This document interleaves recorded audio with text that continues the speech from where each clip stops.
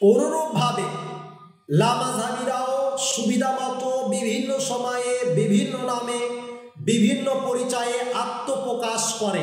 প্রকৃতপক্ষে তারা না মুহাম্মাদি, না আসারি, না মুহাইয়া, না আহলে হাদিস, না সালাফি, বরং তারা হলো ধোঁকাবাজ।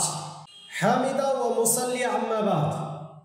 প্রিয় ভাইরা, আজ আপনাদের সাথে একটি গুরুত্বপূর্ণ বিষয় শেয়ার করতে চলেছি। বিষয়টি হলো আহলে হাদিসদের নামকরণ নিয়ে ধোঁয়াশা। প্রিয় ভাইরা, আমরা সকলেই অবগত আছি যে নবজাতক শিশু যেমন প্রথমে তার কোনো নাম থাকে না, কিছুদিন পরে তার একটি নাম রাখা হয়।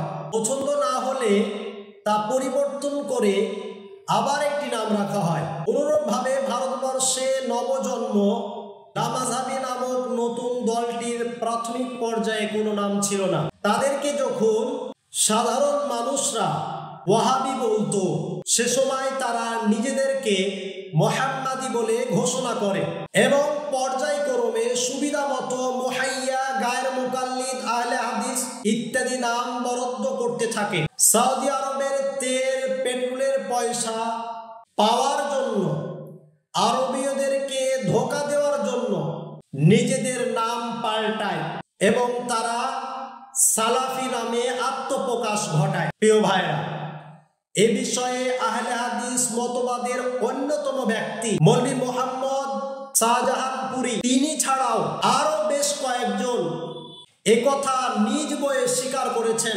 যেমন মৌলভী আসলাম জিরাজপুরী তার বিশিষ্ট রচনা নাওয়াদিরাতে लिखें, पहले इस जमात ने अपने आप को खास नाम नहीं रखा था।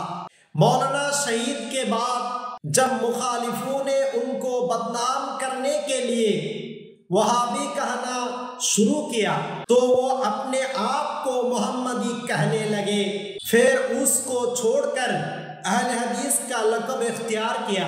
प्रिय भाईरा, এ থেকে একেবারে পরিষ্কার হয় যে এ জামাতের প্রথমে কোনো নাম ছিল না, পরবর্তীতে তারা মুহাম্মদি নাম দেয়। এরপরে এ নামও তাদের পছন্দ হয় না, এরপরে তারা আহলে হাদিস নামে আত্মপ্রকাশ ঘটায়। প্রিয় ভাইরা, এবারে আসুন, যাদের নাম নিয়ে এত ধোঁয়াশা, লক্ষ্য করলেই বোঝা যাবে যে লামাযহাবীদের নিজেদের অনুভূতি নেই যে তারা আসলে কি। কখনো তারা নিজেদেরকে মুহাম্মদি বলে, কখনো আবার আহলে হাদিস বলে, কখনো আসারি বলে, কখনো সালাফি বলে। যে দলটি নিজের নাম নিয়ে আজ পর্যন্ত সংশয়ে নিপতিত, তারাই জানে তাদের ধর্ম ও দিন নিয়ে কেমন সংশয় ও সন্দেহে আপত্তিত।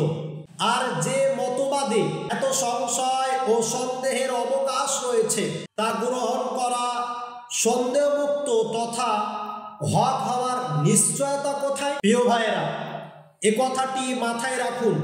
প্রকৃতপক্ষে তারা না মুহাম্মাদি, না আসারি, না মুহাইয়া, না আহলে হাদিস, না সালাফি, বরং তারা হলো ধোঁকাবাজ এবং মুসলমানদের মধ্যে সংশয় সৃষ্টিকারী।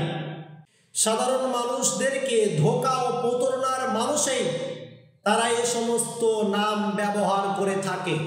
সম্মানিত ভাইরা, একটি উদাহরণ দিলে তা পরিষ্কার হবে।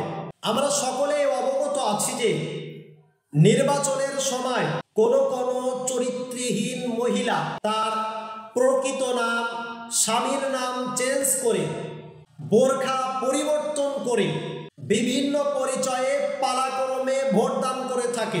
কিন্তু সময় সুযোগে গণধোলায় আর কিছু উত্তম মাধ্যম দিয়ে তার মূল পরিচয় খুঁজে পাওয়া যায়। অনুরূপভাবে লামাযহাবীরাও সুবিধামতো বিভিন্ন সময়ে বিভিন্ন নামে বিভিন্ন পরিচয়ে আত্মপ্রকাশ করে। তাই আহলে হকের পক্ষ থেকে সঠিক পদক্ষেপ গ্রহণ করলেই তাদের আসল রহস্য এবং মূল উদ্দেশ্য বেরিয়ে আসবে। প্রিয় ভাইরা, আজ ভিডিওটি এই পর্যন্তই। পরবর্তী ভিডিওতে আবার দেখা হবে ইনশাআল্লাহ।